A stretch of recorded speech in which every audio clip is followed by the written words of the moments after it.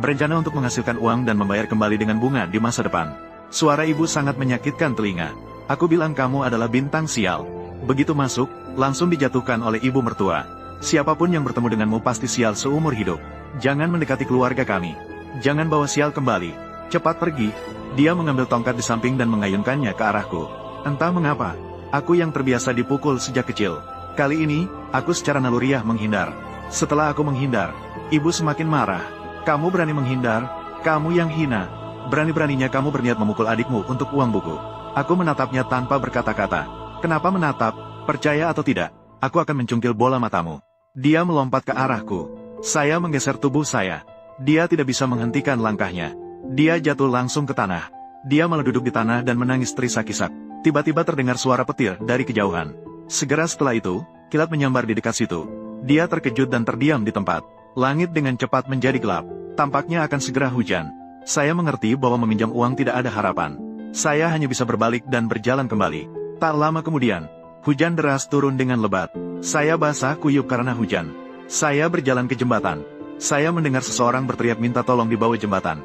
Ternyata seorang kakek jatuh ke dalam air. Saya segera berlari ke sana untuk menariknya keluar. Namun, air sungai tiba-tiba meluap. Kapan saja bisa menghanyutkan kita juga. Saya tidak memikirkan bahaya. Dengan segenap tenaga, saya berhasil menariknya keluar. Kakek itu pingsan. Saya hanya bisa membawanya pulang. Xiao Ziyu melihat saya dalam keadaan berantakan. Dia tertegun sejenak. Saya merasa tidak percaya diri. Uang tidak berhasil dipinjam. Penyakit ibu mertua belum sembuh. Sekarang ada seorang kakek yang tidak dikenal. Saya berpikir akan mengembalikan kakek itu setelah cuaca cerah. Namun, Xiao Ziyu membawa 2 mangkuk jahe. Cepat, berikan jahe ini untuk menghangatkan kakek. Dia juga mendorong mangkuk lainnya ke depan saya. Mangkuk ini untukmu. Saya tidak sempat untuk minum. Pertama kembali ke rumah untuk mengganti pakaian yang basah kuyup. Ketika keluar lagi, begitu orang tua itu terbangun. Ternyata dia adalah orang dari desa belakang.